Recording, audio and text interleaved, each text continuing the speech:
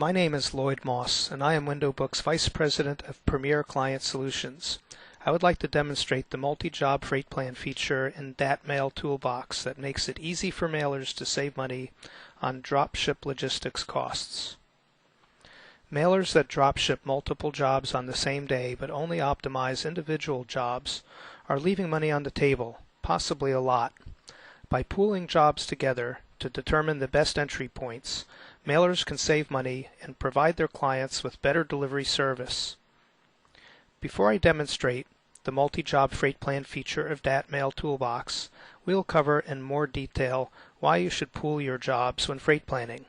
I'll describe the requirements for pooling and tell you what you can and cannot do with this feature. I will then show you how MultiJob pooled freight planning works and cover its options. The biggest reason most mailers will pool shipments is to get the biggest bang for the buck when drop shipping. The deeper you dropship mail into the USPS processing network, the deeper discounts you can get, but frequently this means shipping less mail to more places. The additional freight costs can offset the postage savings. So by pooling, you can avoid the extra costs of shipping too little mail to an entry point deep in the U.S. Postal Service network. Most logistics companies have entry point minimums based on weight or pallet counts. This often makes deep entry of small quantities of mail uneconomic. Pooling can overcome this problem, which enables mailers to dropship deeper into the Postal Service network more cost-effectively. This not only saves money, but delivery performance can also be improved. This is particularly important for time-sensitive mailings trying to hit a particular in-home date. When creating a pool for entry optimization, you are leaving mail on its original pallets. You are not co-palletizing.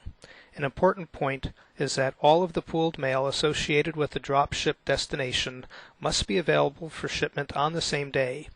If the pooled entry plan ends up with 5 pallets going to Omaha on Wednesday, all 5 pallets have to be available for transportation on that same day. Another consideration is what kind of mail you can pool together.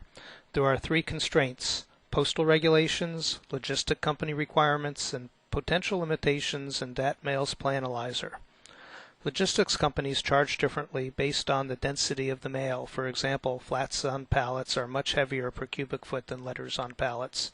A truck would reach its maximum weight with flats or catalogs long before it's filled to capacity. On the other hand, pallets of letters and trays will fill a trailer before it exceeds its weight capacity. This means the logistics company will charge differently for each type of mail. This requires you to pool letters, flats, and catalogs separately for now. You can mix full-service intelligent mail and non-full-service mail together in the same pool. Again, you have to be very careful not to mix jobs that cannot be shipped together due to differences in in-home delivery dates or the dates that the mail will be available to ship. So let's go and take a look and see how the multi-job freight planning works. So here we are in DAT-MAIL Toolbox. What you want to do is go to the Toolbox menu and select MultiJob Freight Planning. It gives us a file list. We can click on the files that we want to merge together. If we want to make a merged file for other types of operations like co-palletization, we can check this box.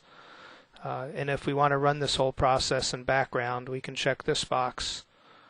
If you're processing many jobs, it can take a little time, so by running this in background, you're free to do other things with DAT-MAIL while all this processes.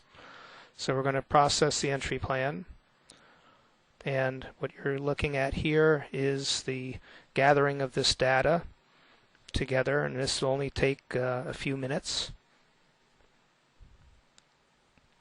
When we get to the end, we'll be able to select our actual freight plan options, and it will look just like our normal Planalizer.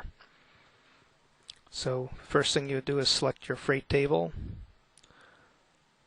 and we have a number of freight plan options here, which you can learn more about if you're not familiar with our freight planner. And then we would simply press the process button. '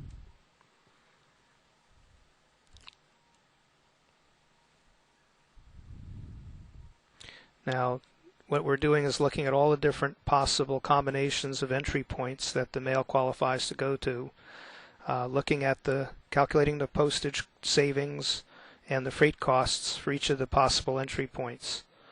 And then based on the best combination to yield the lowest net cost, you will soon see a report that will show you the best way of shipping this mail. So now the processing is done, and we can look at the dropship savings report to see what we have. And this covers across both of the jobs that we selected. So you see here the entry points, the number of pieces for each, postage savings by drop shipping to those entry points, gross weight, shipping and handling costs, and then the net savings and what the net savings per piece would be. And when we go to the next page, we will see at the bottom of the next page the total savings for the two jobs. And the savings is $10,048.03. Again, if we had drop shipped those, did entry planning on the individual jobs, it would have been less. So we're going to get out of this report, and it's now asking us if we would like to accept these changes, and if we say yes, then the entry points are actually being updated back to the original files.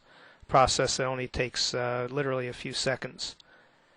So that's how the multi-job freight plan option works.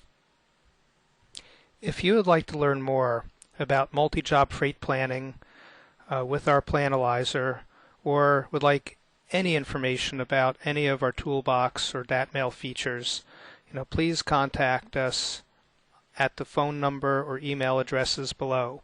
You can also request a personalized demo at www.windowbook.com/demo. Once again, thank you for your time, and I hope this has been interesting and useful.